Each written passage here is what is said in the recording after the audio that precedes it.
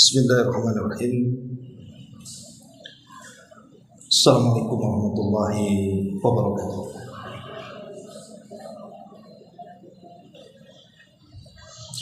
Alhamdulillah wassalatu wassalamu ala Rasulillah wa ala alihi wa sahbihi wa mawalah wa la hawla wa la quwwata illa billahi wa ba'd. Alhamdulillah, segala puja dan puji hanya milik Allah Subhanahu wa ta'ala. Salawat dan juga salam tetap kita hadiahkan kepada Rasul kita Nabi besar Muhammad sallallahu alaihi wa ala alihi wasallam. Pembahasan di pagi hari ini kita akan membahas tentang sebab-sebab yang disebutkan para ulama tentang asbab ziyadatir rizki, sebab-sebab bertambahnya rizki. Terutama sekarang tentu berada di bulan Sya'ban, bulan di mana seluruh amalan kita diangkat dan dosa-dosa kita diampuni Allah Subhanahu wa ta'ala. Tentu amalan-amalan ini, maksudnya amalan-amalan yang menyebabkan bertambahnya rizki, tentu bukan hanya diamalkan di bulan Sya'ban, tapi juga di bulan-bulan yang lainnya juga bisa kita amalkan, karena perkara-perkara ini yang bisa mendatangkan rizki Allah Subhanahu wa ta'ala. Taib, tidak memperpanjang mukadimah, langsung saja. Yang pertama adalah al-istighfar. Banyak memperbanyak istighfar kepada Allah Subhanahu wa ta'ala.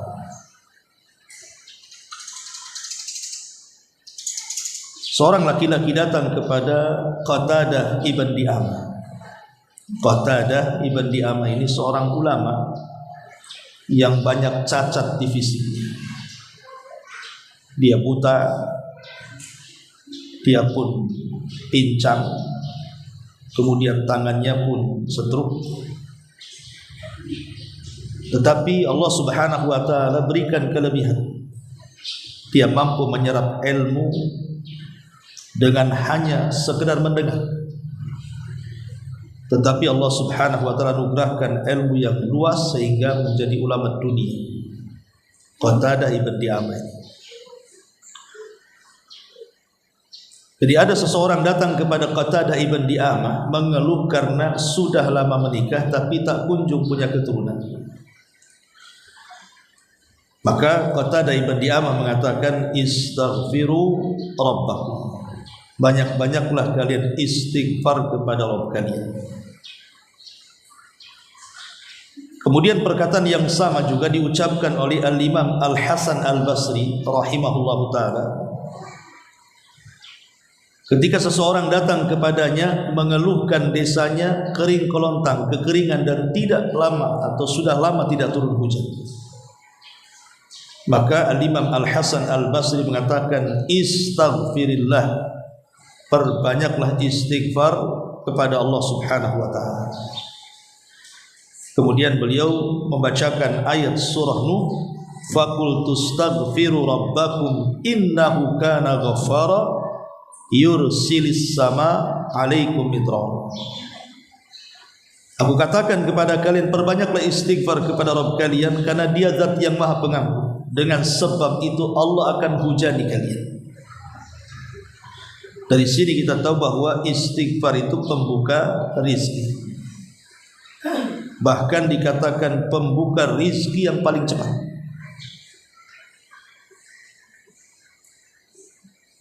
Bahkan bukan hanya sekedar bicara soal harta, tapi rizki-rizki yang lainnya juga akan menyusul dari manfaat istighfar itu. Salah satunya tadi bisa melahirkan anak-anak yang soleh dan soleha disebabkan istighfar kita kepada Allah Subhanahu wa ta'ala. Jadi kalau kita ini diuji oleh Allah Subhanahu wa ta'ala, mungkin anak-anak kita masih nakal, tidak menurut kepada orang tua, maka salah satu solusinya adalah perbanyak istighfar. Karena boleh jadi anak itu nakal kepada kita disebabkan dosa kita, dan kita tidak tahu. Lah karena kita tidak tahu anak kita ini tidak nurut kepada kita, ataupun boleh jadi mungkin sampai tingkat durhaka kepada kita, itu disebabkan karena kesalahan kita, dosa kita ketika mendidik anak kita. Makanya dengan istighfar itu bisa merubah anak kita biidznillah dengan izin Allah Subhanahu wa ta'ala. Ini yang pertama. Yang kedua, at-tawakkul 'ala Allah azza wa jal ma akhdil asbabi. Bertawakal kepada Allah, tetapi bukan hanya bertawakal menyandarkan diri saja kepada Allah, tetapi juga ambil sebab. Bertawakal dan mengambil sebab. Dan itu ditunjukkan dalam sebuah hadis dari Umar bin Khattab radhiyallahu anhu. Nabi sallallahu alaihi wasallam bersabda, "Lau annakum kuntum tatawakkaluna 'ala Allah haqqa tawakkuli la ruziktum kama turzaqut tayr taghdu himasan wa taruhu bitana." Kata Nabi SAW, kalau kalian betul-betul tawakal kepada Allah dengan sebenar-benar tawakal. Tawakal itu artinya sidqul i'timad 'ala Allah, jujur dalam penyandaran diri kepada Allah. Jadi kata Rasul, kalau kalian betul-betul bertawakal kepada Allah dengan sungguh-sungguh, sungguh kalian akan diberikan rizki seperti burung yang keluar dari sangkarnya lapar, kemudian pulang sudah kenyang. Nah, siapa yang mengarahkan burung itu? Coba bayangkan, ada makhluk-makhluk selain daripada burung yang ada di dasar-dasar lautan, atau mungkin di dasar-dasar bumi. Nah, siapa yang menyampaikan rizki kepada makhluk-makhluk yang ada di dasar lautan, di dasar bumi itu? Ya, kita yakin itu semua adalah Allah Subhanahu wa ta'ala. Wa ma min dabbatin fil ardi illa 'ala Allah rizquha. Karena tidak ada binatang yang melata di permukaan bumi kecuali rizkinya sudah diberikan oleh Allah Subhanahu wa ta'ala. Salah satunya burung. Burung itu kan mencari rizki hanya dengan insting saja. Dia tidak punya akal seperti manusia, tapi rizkinya sudah ditanggung Allah. Dan inilah dalil agung-agungnya tawakal. Burung itu hanya pergi tawakal, yang penting mencari sebab, cari makanan, dan Allah hantarkan ke tempat makanan, berangkat lapar, pulang pula sudah kenyang. Lah harusnya kita lebih cerdas dibandingkan burung, karena banyak orang-orang yang takut akan rizki itu ketika tidak tawakal kepada Allah Subhanahu wa ta'ala. Kemudian yang nomor 3, al-mutaba'atu bainal haji wal umrah. Seseorang yang melaksanakan haji ataupun umrah. Kata Nabi SAW, tabi'u bainal haji wal umrah fa innahuma yanfiyani dhunub wal faqr kama yanfil qir khabathal hadid wal dhahab wal fiddah. Ikutilah antara ibadah haji dan umrah, karena keduanya bisa menghilangkan dosa dan bisa menghilangkan kefakiran. Ini yang harus ditanamkan kepada orang-orang kaya, yang Allah berikan rizki luas kepada mereka, tapi tidak kunjung haji dan umrah. Karena ada orang-orang berpikir kalau haji itu menghabiskan biaya sekian, apalagi haji plus gitu kan. Itu otaknya sudah otak paradigma sekuler kan. Berarti kalau saya haji dengan menghabiskan biaya sekian, habislah uang saya. Atau umrah dengan biaya sekian, habislah uang saya. Padahal Allah jamin rizki orang yang haji dan umrah itu pasti Allah akan ganti. Karena di sini Rasulullah SAW mengatakan haji dan umrah itu bisa menghilangkan dosa dan kefakiran. Jadi tidak perlu takut, bismillah saja. Justru orang-orang yang mengulur-ngulurkan ibadah haji padahal dia sanggup dan bisa melaksanakannya, kesehatannya ada, biayanya ada, waktunya ada, kemudian tidak berangkat. Kata Nabi SAW, man aradal hajj falyata'ajjal. Siapa yang menghendaki untuk berangkat haji, segera berangkat. Kenapa? Karena terkadang ada penyakit yang datang, akhirnya uangnya habis untuk mengobati penyakitnya. Terkadang juga mungkin rumahnya kebakaran, atau mungkin hartanya kecurian, kita tidak tahu ya. Maka sebelum hal-hal buruk terjadi, kalau ada keinginan baik haji kata Rasul, ataupun umrah ya. Tidak bisa haji, umrah. Kemudian yang keempat, silatul arham, menyambung silaturahim. Dan ini berdasarkan hadis Anas ibn Malik radhiyallahu anhu. Nabi SAW mengatakan, man sarrahu an yubsatallahu alaihi rizqu aw yunsa'a fi atharihi falyasir rahimah. Barang siapa yang senang ingin dibentangkan rizki kepadanya dan ingin diperpanjang usianya, silahkan bersilaturahim. Dan silaturahim yang paling kuat membuka pintu rizki adalah birrul walidain, berbuat baik kepada kedua orang tua. Itu yang paling cepat ya. Kalau kita ingin rizkinya luas, berbuat baik kepada orang tua, nanti Allah mudahkan semua. Kemudian juga yang nomor 5 adalah as-sadaqah, bersedekah. Allah mengatakan, faman qudira alaihi rizqu falyunfiq. Barang siapa yang disempitkan rizkinya, silahkan sedekah, kata Allah. Justru menunjukkan bahwa kalau kita ini kesulitan ekonomi, malah kata Allah disuruh bersedekah supaya dimudahkan ekonominya. Makanya Allah Subhanahu wa taala berfirman dalam hadis qudsi itu, ya ibna adam anfiq unfiq alaika. Wahai anak Adam, berinfaklah, nanti ku ganti infak kalian. Bukan hanya nominalnya sebagaimana yang kita infakkan, bahkan berlipat-lipat. Kata Nabi SAW, ma naqasa min mali sadaqah bal yazdad bal yazdad bal yazdad. Tidak akan berkurang harta yang disedekahkan, bahkan bertambah dan bertambah, kata Rasul. Dan setiap pagi malaikat akan mendoakan kita dan mengatakan, ya Allah, berikan harta yang banyak kepada siapa yang suka berinfak di pagi hari.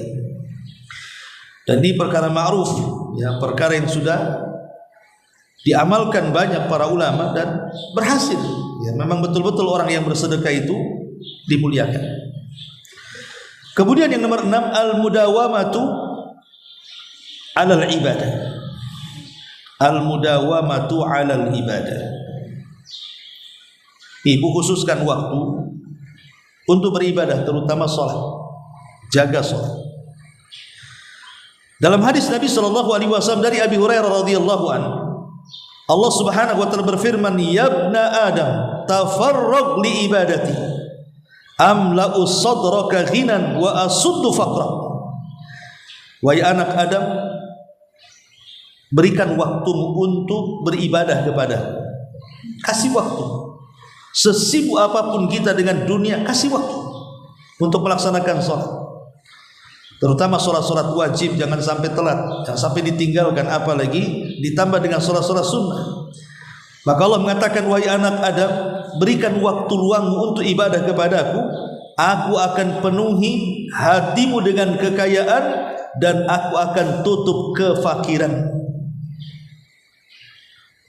Bahkan sebagian ulama mengatakan, 3 amalan yang sudah mujarrab, 3 amalan yang sudah mujarrab artinya sudah terbukti, diamalkan dari generasi ke generasi oleh kalangan salaf, orang-orang saleh, bahwa kalau kita berusaha mendawamkan 3 amalan ini, maka betul-betul pintu rezeki itu akan dibuka. Pertama, memperbanyak istighfar. Yang kedua, birrul walidain. Dan yang ketiga, jaga sholat. Kata ulama, ini 3 perkara ini kalau kita dawamkan, itu paling cepat rezeki kita akan dibuka. Saya ulangi, istighfar, memperbanyak istighfar. Yang kedua, birrul walidain, ataupun silaturahim, dan yang ketiga jaga sholat. Karena sholat itu bagian daripada hubungan kita dengan Allah. Itulah kondisi kita ini sedang berdialog dengan Allah Subhanahu wa ta'ala. Dalam sholat itulah kita bisa meminta rizki kepada Allah Subhanahu wa ta'ala. Ini yang nomor 6. Yang nomor 7, at-taqwallahi azza wa jalla. Taqwallahi azza wa jalla, bertakwa kepada Allah. Dalam surah At-Talaq ayat 2-3 Allah Subhanahu wa taala mengatakan, "Wa man yattaqillah yaj'al lahu makhraja wa yarzuqhu min haitsu la yahtasib." Barang siapa yang bertakwa kepada Allah, Allah akan jadikan baginya jalan keluar, dan Allah akan berikan rizki dari arah yang tidak disangka-sangka. Ini Quran yang mengatakan seperti ini, Allah yang mengatakan seperti ini. Siapapun yang bertakwa, maka Allah akan mudahkan rizki.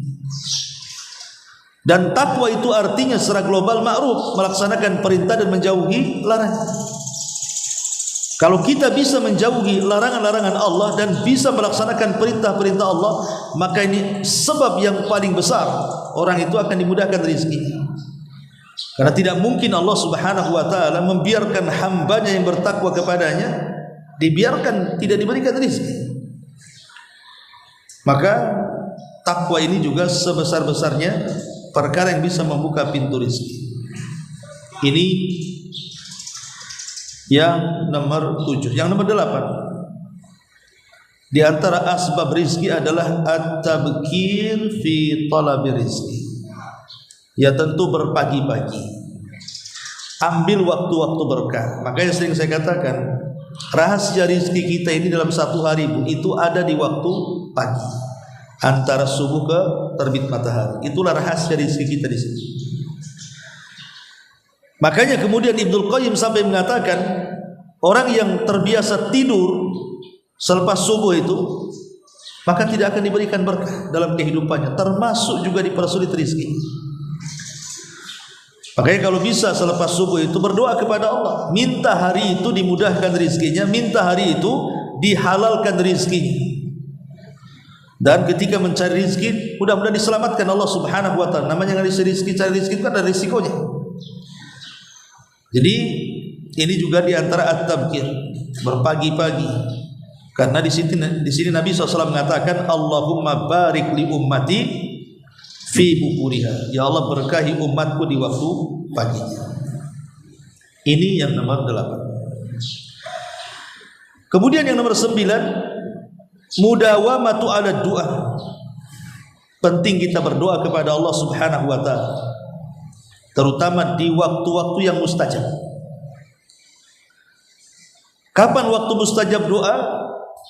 Ya ma'ruf, ketika turun hujan, ketika antara azan dan qomat gitu, ketika sepertiga malam akhir, ketika kita sedang sujud. Itu kan waktu-waktu mustajab doa. Atau ketika kita sedang safar, ya. Maka kalau bisa di waktu-waktu yang mustajab itulah kita berdoa kepada Allah Subhanahu wa taala, terutama di sepertiga malam akhir yang memang Allah sendiri menawarkan rizkinya, kan? Kata Allah Subhanahu wa taala di sepertiga malam akhir itu, man yad'uni fa astajibalah wa man yas'aluni fa utiyah wa man yastaghfiruni fa aghfirlah. Siapa yang meminta, siapa yang berdoa aku kabulkan, siapa yang minta ku kasih, dan siapa yang minta diampuni dosanya ku ampuni dosa-dosanya. Sepertiga malam tentu lebih kuat lagi gitu ya, karena memang Allah sedang membagi-bagikan rezekinya di situ. Ini yang nomor 9. Yang nomor 10,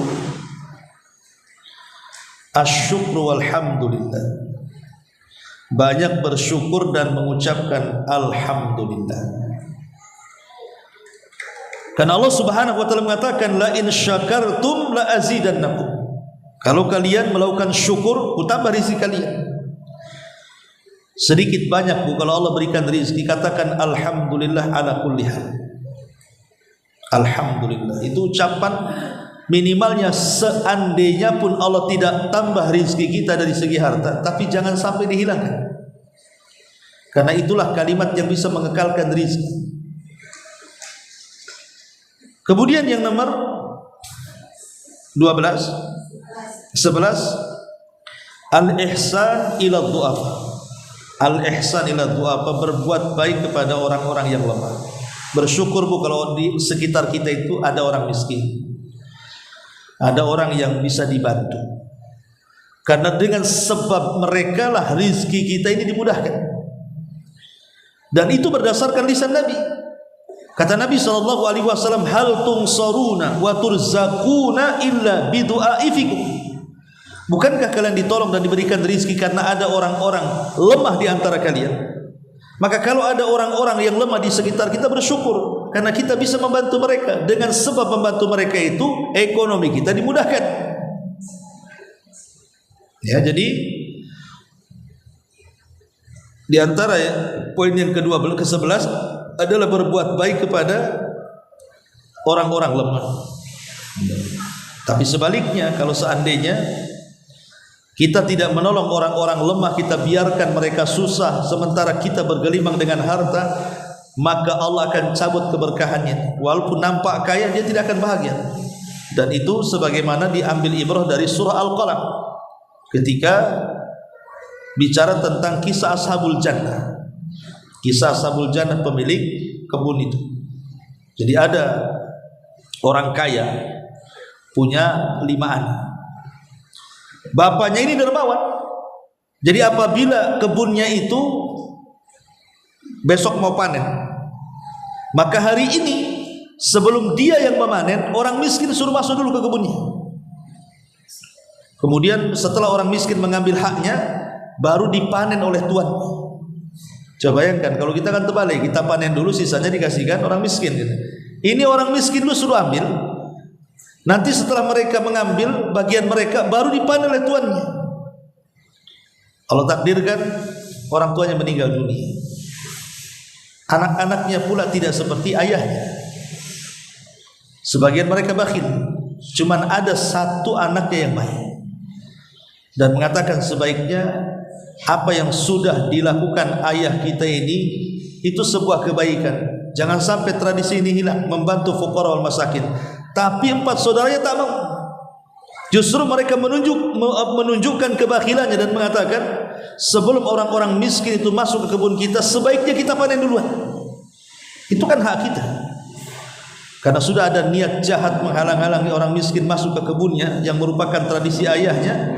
Akhirnya Allah azab kebunnya. Sebelum sampai orang-orang ini memetik kebunnya, tiba-tiba datang halilintar kemudian membakar kebunnya. Maka turunlah surah Al-Qalam. Ya. Terus dalam surah Al-Qalam dijelaskan kisahnya secara detail yang disebut dengan kisah Ashabul Jannah. Akibat tidak menolong orang-orang miskin, akhirnya Allah hancurkan kebunnya. Makanya beruntunglah kalau di sekitar kita ada orang susah, kita bisa bantu mereka yang menjadikan rezeki kita dimudahkan. Ini yang nomor 11. Yang nomor 12, al-istiqamah. Al-istiqamatu wal insyighalu bit-ta'ati lillah. Istiqamah. Istiqamah dalam ketaatan. Karena istiqamah ini juga kata para ulama berdasarkan ayat Al-Quran juga menunjukkan bahwa penyebab turunnya rizki. Istiqamah dalam ketaatan, istiqamah dalam ibadah kepada Allah Subhanahu wa taala ini bagian daripada takwa juga sebenarnya. Kemudian yang nomor 13, az-zawaj, menikah bagi yang belum menikah. Karena Allah Subhanahu wa taala mengatakan wa ankihul ayyama minkum was-salihina min ibadikum wa imaikum iyakunu fuqara yughnihimullahu min fadli wallahu wasi'un alim. Nikahkanlah orang-orang yang sendirian di antara kalian, entah gadis, entah duda, entah janda, pokoknya yang bersendirian di antara kalian, dan hamba-hamba yang soleh di antara kalian. Jika mereka fakir, Allah berikan kekayaan, dan Allah maha luas dengan kekayaan. Jadi menikah itu sebab ditambahnya rezeki, karena Allah yang mengatakan iyakunu fuqara yughni yughnihimullah. Kalau mereka fakir pasti Allah cukupkan. Kemudian yang nomor 14, as-salatu wa dzikr. Memperbanyak salat dan zikir. Memperbanyak salat dan zikir. Kemudian juga yang nomor 16, as-sidqu fit tijarah. Jujur dalam berniaga. Kata Nabi SAW, al-bayyi'ani bil khiyar man lam yatafarraqa aw qala hatta yatafarraqa fa in sadaqa wa bayyana burika lahuma fi bai'ihima wa in katama wa kadaba muhiqat barakatu bai'ihima. Kata Rasul, al-bayyi'ani bil khiyar, yang namanya orang penjual dan pembeli itu sebelum ada akad yang jelas maka ada pilihan, bisa meneruskan, bisa membatalkan. Jika dua-duanya antara pembeli dan penjual itu jujur, kemudian dijelaskan apa adanya, tidak ada unsur gharar, maka diberkahilah perdagangan keduanya. Tapi kalau seandainya satu di antara dua atau dua-duanya berdusta, menyembunyikan sesuatu, muhiqat barakatu bai'ihima, Allah cabut berkah dari keduanya. Makanya hati-hati kalau ibu belanja ke pasar itu, kalau bisa jadi orang yang disabdakan Rasul, rahimallahu imra'an samhan idza ba'a wa samhan idza ishtara. Semoga Allah merahmati orang-orang yang memudahkan, baik ibu di posisi penjual, baik ibu di posisi pembeli, dimudahkan semua. Jangan dipersulit. Ya, karena itu bisa mencabut berkah. Harusnya dari pasar ibu pulang itu Allah mudahkan rezekinya, malah dipersulit pula rezekinya. Kenapa? Karena kecurangan dalam jual beli tadi. Kalau bisa dalam jual beli itu ada unsur sedekahnya walaupun kecil. Dan kalau bisa tidak ada yang tahu kecuali Allah sedekahnya. Umpamanya ibu beli sesuatu. Kemudian ada kembalian, sudah. Kalau hanya kembalian 500 perak, 1000, dah bismillah saja. Itu kan sedekah. Ya. Atau ibu sebagai penjual, orang itu umpamanya pesan 1 kilo, ibu tambahnya setengah ons, dia nggak tahu. Nah, itu justru diberkahi itu yang gitu tuh. Nah, tapi kalau dipersulit, nah itu juga dipersulit juga ekonomi kita jadi. Karena di antara sulitnya ekonomi adalah ketika Rasul mengatakan malam yang kusul mikyala wal mizan illa ukhidu bisinin wa syiddatil maunati wa jawri sultani alaihi.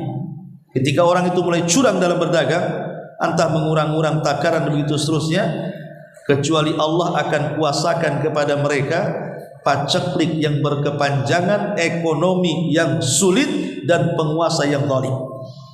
Jadi masalah jual beli juga mempengaruhi bu rezeki di rumah tuh. Jadi ibu kalau ke pasar, kalau bisa selipkan sedekah walaupun tak banyak, supaya pulang itu diluaskan rezekinya.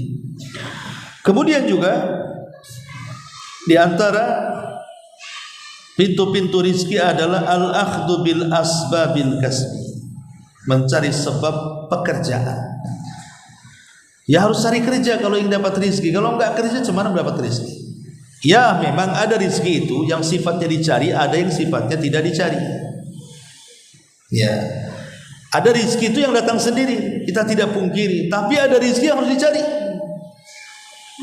Makanya kemudian perlu juga kita mengambil sebab dengan cara mencari pekerjaan dan dengan cara memperbanyak doa tentunya ya, supaya setiap pekerjaannya juga diberkahi oleh Allah Subhanahu wa taala. Inilah di antara poin-poin yang disebutkan para ulama tentang seseorang itu bisa membuka pintu rizki dengan amalan-amalan itu. Taib. Adapun berkaitan dengan rizki, ini juga penting kita bahas. Pertama, bahwa di sana ada sabab, ada al-musabbab. Rizki itu terkait dengan dua perkara, sebab dan yang memberikan sebab. Ibu jangan berpikir mencari rizki itu bersandar kepada sebab. Jangan. Ketika kita mengharap rizki dari Allah itu jangan sandarkan kepada sebab, tapi sandarkan kepada yang membuat sebab, Allah Subhanahu wa ta'ala. Karena ada orang yang yakin dia akan untung dengan kalkulasi dia, dengan kalkulator di kepala dia, dengan modal yang ada, dengan skill yang ada. Kemudian dia menghayal, ini kalau saya tanam modal di sini, tanam saham di situ, dengan usaha seperti ini, dengan hitung-hitungan matang. Tapi ketika dia bersandar kepada sebab itu, betapa banyak orang yang gagal di jalan. Hitung-hitungannya sudah matang, modalnya sudah ada, skillnya sudah ada, tapi juga tidak berhasil. Kenapa? Karena yang ngasih rizki bukan sebab, tapi yang ngasih rizki itu yang buat sebab, Allah Subhanahu wa ta'ala. Sandarkan kepada yang buat sebab. Tawakal dulu kepada Allah, baru sandarkan kepada sebab. Jangan menyandarkan kepada sebab, baru setelah itu tawakal kepada Allah. Salah. Kalau sudah bangkrut, ya sudah, mau diapakan lagi kita? Lah, kok gitu? Ya. Ini yang pertama. Di sana ada sebab dan ada yang membuat sebab. Sandarkan kepada yang membuat sebab, jangan menyandarkan kepada sebab. Ini yang pertama. Yang kedua, kenapa kita harus mencari rezeki? Kenapa kita tidak boleh menjadi peminta-minta, pengangguran? Harus dicari rezeki itu. Karena tujuan Allah Subhanahu wa ta'ala menciptakan kita kan untuk ibadah. Dan Allah Subhanahu wa ta'ala juga bukan hanya menciptakan kita, tapi juga memberikan rizkinya kepada kita. Untuk apa? Untuk menopang ibadah kita. Orang kalau lapar macam mana mau sholat? Gak khusyuk.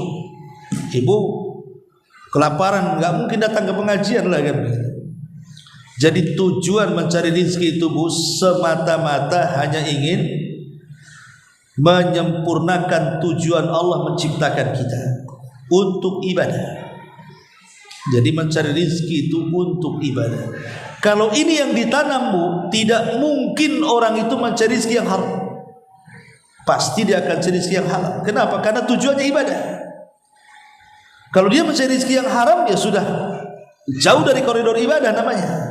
Tapi kalau dia meyakini bahwa saya kaya itu karena ingin beribadah kepada Allah, supaya saya tidak minta-minta, seperti yang dikatakan oleh Sufyan Ats-Tsauri rahimahullahu ta'ala, ketika ditanya, ya Imam, kau ini bicara zuhud, wara, tapi kau kaya, katanya.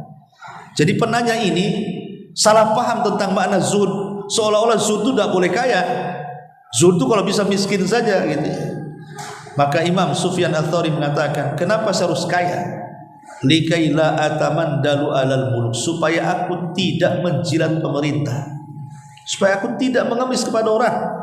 Aku harus kaya sehingga aku bisa mengucapkan yang hak itu hak, yang batil itu batil. Tapi kalau aku kemudian menjilat pemerintah, meminta-minta kepada mereka, kemudian mereka berjasa kepada aku tidak bisa mengucapkan yang hak itu hak, karena ada budi baik yang ada di leher. Nah, dari sini tujuan kita mencari rezeki itu murni hanya untuk menopang ibadah kita kepada Allah Subhanahu wa ta'ala. Kemudian yang ketiga, ketika Allah Subhanahu wa ta'ala memberikan rezeki luas kepada saya, ibu atau siapa, itu bukan menunjukkan Allah cinta dengan kita. Atau sebaliknya, ketika Allah Subhanahu wa ta'ala menahan rezekinya kepada kita, ibu, itu bukan tanda benci Allah kepada kita. Jadi cinta dan benci itu bukan karena kaya dan miskin. Bukan, tidak ada hubungannya. Cinta dan benci itu tidak ada hubungan dengan kekayaan. Kenapa demikian? Karena kekayaan itu Allah bagi-bagi bersyarikat antara mukmin dan kafir, antara manusia dan binatang. Kita makan, binatang makan. Kita minum, binatang minum. Apa bedanya? Qarun kaya, Sulaiman juga kaya. Abu Bakar kaya, Abu Lahab juga kaya. Jadi kekayaan itu kan bersyarikat sifatnya. Karena bersyarikat antara mukmin dan kafir, tidak bisa orang kaya dikatakan Allah sedang cinta kepada dia ataupun kita katakan orang miskin, Allah sedang benci kepada dia. Sebagaimana Allah mengatakan, apabila Allah berikan banyak rizki dia mengatakan Rabbi akraman. Kalau Allah menahan rizki dia mengatakan Rabbi ahana, Rabbku sedang memuliakanku. Yang satunya mengatakan Rabbku sedang menghinakan aku.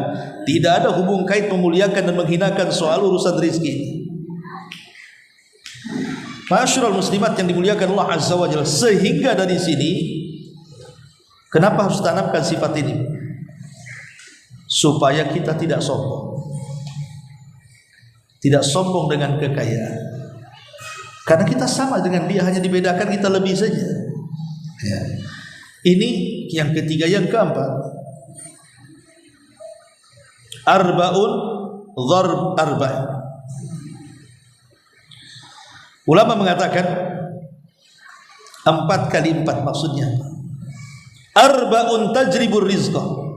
Ada 4 perkara kalau ibu lakukan maka akan membuka banyak pintu rezeki. Pertama, qiyamul lail, salat malam. Yang kedua, kasratul istighfar, banyak istighfar bil ashar, di waktu sahur. Kemudian wa ta'ahudus sadaqah, perbanyak sedekah. Wa dzikru awwalin nahar wa akhirah, dan berzikir di pagi hari dan petang hari.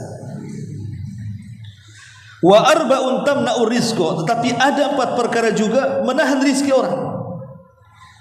Naumus subhati, tidur di pagi hari. Wa qillatus salati, dan sedikit melaksanakan salat. Wal kasal, dan dia malas. Wal khianat, dan suka berkhianat. Ini kata para ulama, 4 perkara yang memudahkan pintu rizki dibuka, dan 4 perkara yang menyempitkan pintu rizki alias ditutup. Kemudian juga yang kelima yang harus dipahami,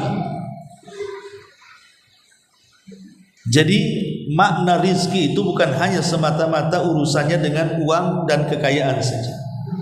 Makna rizki itu luas. Ingat, makna rizki itu luas. Jadi bukan hanya murni uang, rumah, kendaraan, tanah, bukan itu. Itu juga rizki. Tapi di sana juga ada rizki mungkin berupa jabatan, atau mungkin juga berupa hikmah, kelembutan. Karena tidak semua orang bisa dilembutkan, itu rizki. Ya. Atau pengetahuan, atau keimanan, ataupun istiqomah, ataupun kecerdasan, ilmu, dan begitu seterusnya. Itu semua rizki. Jadi rizki itu bukan hanya terbatas soal urusan harta, rumah, dan begitu seterusnya, tapi lebih daripada itu, rizki yang sesungguhnya adalah rizki hati. Itu yang disabdakan Nabi SAW, al-ghina ghinal qalbi, bahwa kekayaan itu hakikatnya adalah kaya hati. Karena sering saya katakan, banyak orang kaya hidupnya gak tenang, banyak sekali. Kemudian juga yang nomor 6 yang harus dipahami adalah ar-rizqu naw'ani. Rizki itu 2 macam, zahir wa batin. Ada rizki zahir, ada rizki batin. Ya, rizki zahir yang ma'ruf, ibu makan, minum, rumah, kendaraan, tanah, dan begitu seterusnya. Itu namanya rizki zahir, yang tampak, yang ibu bisa rasakan. Ada namanya rizki batin, seperti ibu bisa mengenal Allah. Itu kan sebuah anugerah, mengenal nabinya, mengenal agamanya, ya. Itu sebuah anugerah, keimanan, ketaatan, tawakal. Itu semua rizki dari Allah Subhanahu wa ta'ala. Kemudian yang nomor 7 yang harus dipahami juga, ar-rizqu maktubun fala takla. Ingat, rizki sudah dicatat, jangan bingung soal rizki. Rizki itu di tangan Allah. Jangan bingung, jangan stres soal rizki. Karena Nabi SAW mengatakan bahwa seseorang itu tidak mungkin diwafatkan sampai disempurnakan rizkinya. Dan rizki kita dicatat 500 tahun sebelum Allah menciptakan langit dan bumi. Lalu kenapa harus sedih kalau rizki Allah sudah di tangannya, dan masing-masing pasti akan sampai rizkinya, dan tidak mungkin diwafatkan kecuali disempurnakan rizkinya. Gak mungkin sedih Bu kalau orang meyakini bahwa rizki itu ada di tangan Allah. Kalau rizki ibu di tangan orang, bisa sampai bisa tidak. Rizki ibu di tangan orang, bisa sampai bisa tidak. Betapa banyak orang-orang yang kemudian awalnya baik ngasih makan, ngasih ini sama kita, dengan berjalannya waktu akhirnya di-stop pula. Itu kalau rizki kita di tangan orang. Tapi kalau rizki kita di tangan Allah, tidak mungkin di-stop. Tidak mungkin di-stop. Pasti akan sampai ke kita dan tidak mungkin salah arah. Apalagi catatan-catatan rizki itu bukan hanya di Lauhil Mahfuz, bahkan ketika di perut ibu kita saja sudah dicatat malaikat rizki kita berapa. Ini yang nomor 7. Yang nomor 8, bahwa manusia ketika mencari rizki itu ada 3 macam. Pertama, seseorang yang disibukkan mencari rizki dan melupakan kehidupan akhirat, sama sekali gak peduli. Pokoknya dari pagi ke pagi itu otaknya dunia, duit dan begitu seterusnya. Nggak ada kepikiran sholat, kepikiran ibadah, nggak ada. Jadi murni tujuannya dunia. Orang ini celaka. Kalau orang yang seperti ini pasti celaka. Kemudian yang kedua sebaliknya, betul-betul dia mencari agama itu, mencari rizki itu hanya untuk akhiratnya saja. Pokoknya kalau di pagi hari sudah ada yang bisa dimakan, kemudian dia pun merasa aman dan keluarganya, kemudian dia juga sehat badannya dan bisa beribadah kepada Allah, sudah cukup bagi dia. Karena inti dia hidup itu hanya untuk beribadah kepada Allah Azza wa Jalla. Maka ini orang-orang yang beruntung. Lah kelompok yang ketiga ini berusaha untuk menyeimbangkan, ya separuh dunia separuh akhirat. Tetapi ini mustahil. Kalau ada ibu ngomong begini, Ustaz saya sih mau seimbang aja lah dunia akhirat, saya katakan dusta. Ibu tidak bisa menyeimbangkan dunia akhirat. Gimana caranya? Emang ibu sholat satu hari, kalau dikumpulkan nih, anggaplah setiap sholat ibu 10 menit kali 5, ya baru berapa? Belum 1 jam kan gitu. Lah sementara kemudian ibu bekerja berapa jam? Nggak bisa imbang. Ya kalau mau imbang ya sholatnya setengah hari, ya cari dunia setengah hari kan begitu. Ini nggak imbang. Belum kemakan tidurnya, belum kemakan makannya, belum kemakan minumnya, belum kemakan ngobrolnya, mana bisa imbang? Pasti akan terkalahkan. Imma terkalahkan dunianya atau terkalahkan akhiratnya. Jadi menyeimbangkan itu suatu yang mustahil. Makanya ketika kita membahas doa sapu jagat, Rabbana atina fid dunya hasanah wa fil akhirati hasanah wa qina adzabannar, minimalnya mintalah akhirat itu 2/3 dan 1/3 dunia. Kan Rabbana atina fid dunya hasanah 1/3 wa fil akhirati hasanah 1/3 wa qina adzabannar 1/3. Dari 3/3 ini 2 meminta akhirat dan 1 meminta dunia. Jadi kalau kita hendak menyeimbangkan dunia akhirat, maksudnya porsikan akhirat itu 2/3, 1/3-nya dunia gitu maksudnya. Nah, itu baru betul. Taib ini yang ke-8, yang ke-9, bahwa rizki itu tadi saya sudah katakan ada yang dicari, ada yang tanpa dicari, datang sendiri. Adapun rizki yang pasti datang, nggak perlu dicari, pasti akan datang, harus yakin. Tetapi ada rizki itu nggak bisa dicari. Ada rizki itu yang tidak datang sendiri, harus dicari gitu ya. Makanya penting juga seseorang itu meminta kepada Allah. Kalau rizkinya itu memang tanpa harus dicari, berarti itu fadlun minallah, itu karunia Allah kepada kita. Tetapi kalau memang rizki itu harus dicari, maka itulah keadilan Allah. Jadi 1 karunia dan 1 keadilan. Karena manusia harus mencari rizki. Kemudian yang nomor 10, ingat bahwa takdiru rizki qabla khalqis samawati wal ardh. Wajib al-ilmu anna Allah huwa alladhi qaddara al-maqadir wa qassama al-arzaq wa haddada al-ajal qabla an yakhluqa as-samawati wal ardi 50,000 sana. Yang nomor 10, ingat bahwa semua tadi sudah saya katakan, rizki Allah itu sudah ditakdirkan, dan Allah sudah membagi-bagi rizki secara adil sebelum Allah menciptakan langit dan bumi 500 tahun lagi. Dan inilah yang menjadikan ketenangan dalam hati kita. Kalau kita yakin bahwa Allah tidak mungkin membagi rizki kecuali dengan seadil-adilnya, maka hidup kita tidak akan dipenuhi hasad. Gak akan hasad sama orang, gak akan. Kalau dia yakin bahwa dia meyakini Allah sudah membagi rizki secara adil, pasti dia akan menjadi orang yang qanaah, redha dengan pemberian Allah. Kenapa? Karena sering saya katakan, ada orang dilebihkan dari segi harta tapi dikurangi dari segi yang lain. Ada orang tidak dilebihkan dari harta tapi dilebihkan dari yang lain. Mungkin yang punya harta tak punya kesehatan. Mungkin yang tidak punya harta diberikan pula kesehatan. Ya, contohnya seperti ini. Jadi Allah itu sudah seadil mungkin memberikan rizki kepada hamba-hambanya. Jangan katakan Allah zalim. Ini yang nomor 10. Yang nomor 11, Allahu huwal basitul qabil. Ingat, Allah itu yang memberi dan yang menahan. Terkadang ada maslahat-maslahat yang tidak ada yang tahu kecuali Allah. Allah menahan rizki seseorang.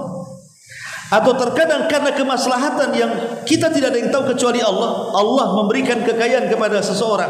Karena ada di antara manusia itu, kalau dimiskinkan makin kufur, dan kalau dikayakan makin melampaui batas. Sehingga terkadang Allah itu memberikan maslahat terbaik untuk hambanya. Oh, orang ini kalau diberikan kekayaan belum siap, nanti jadi korun pula dia. Oh, yang satu ini kalau diberikan ditahan atau dicabut rizkinya, boleh jadi mungkin dia lebih kufur daripada korun. Sehingga kemudian sengaja Allah Subhanahu wa taala membagi rizki seperti itu untuk kemaslahatan kita. Ada orang yang sehat gak sakit-sakit, sebab kalau sakit masalah dia. Ada orang yang sakit kok gak sehat-sehat, boleh jadi itu ada hikmah di dalamnya. Jadi semua berkisar dengan rahmat dan juga hikmah dari Allah Subhanahu wa taala yang kita tidak ada yang tahu. Terkadang apa yang kita anggap jelek rupanya baik pula di hadapan Allah, atau sebaliknya terkadang apa yang kita anggap baik pula jelek pula di hadapan Allah.